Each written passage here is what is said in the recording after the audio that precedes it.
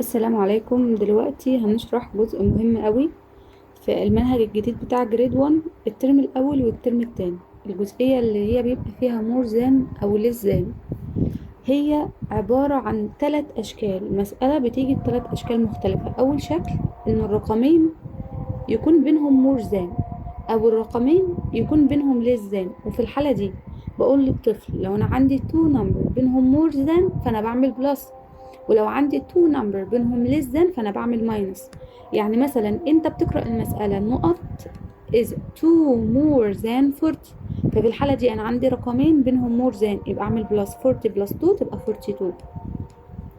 طيب لو أنا لقيت رقمين بينهم less than two number بينهم less than نقط is 3 less than 69، يبقى كده أعمل minus 69 minus 3.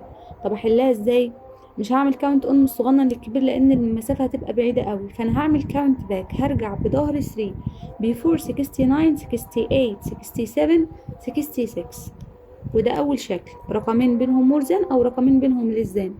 طب الحالة التانية لو النقط او السبيس قبل لزان او النقط او السبيس قبل مورزان بالشكل ده، زي المسألة دي مثلا 77 is not less than 80، 77 is not less than 80، النقط قبل less than. مثلا 45 is not more than 40، برضو النقط هنا قبل more than. طالما النقط قبل less than أو النقط قبل more than فأنا في الحالة دي بعمل count من ال smallest لل greatest، بعد من الصغنن للكبير. هنا مثلا after 77 78 79 80 يبقى 3. هنا after 40 45 41 42 43 44 45 يبقى هنا عملت كاونت ال5. يبقى أول حالة رقمين بينهم more than أعمل بلس، رقمين بينهم less than أعمل ماينس. تاني حالة النقط قبل more than أو less than فأنا بعمل كاونت من the smallest لل greatest. تالت حالة بقى ولا الرقمين بينهم more than ولا برضو النقط قبل more than أو less than. في الحالة دي أنا بعمل إيه؟ أنا بحط الساين بتاعتي زي المسألة دي 38 is 2 less than نقط، ولا رقمين بينهم more than ولا النقط قبل more than، ولا رقمين بينهم less than ولا النقط قبل less than. فأنا هحط الإشارة بتاعت الساين بتاعت علامة less than فين أهي، أحطها وأحل. حطيت علامة less than كده معناه إن أنا محتاجة أحط هنا number big، أحط هنا number كبير. طب مين احطه كبير؟ احط انهي رقم يعني؟ طالما انا هحط هنا نمبر بيج يبقى انا هعمل الاتنين دول بلس، يبقى 38 بلس 2 تبقى 40.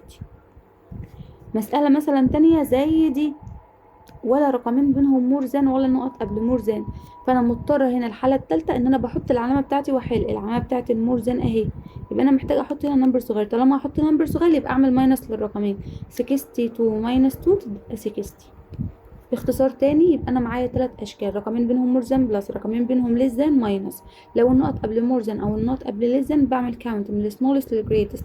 ولا لو هي بقى الحاله الثالثه الرقمين مش بينهم مور ذان ولا ليس ذان ولا النقط قبل مور ذان ولا ليس ذان، انا بحط الساين واحل.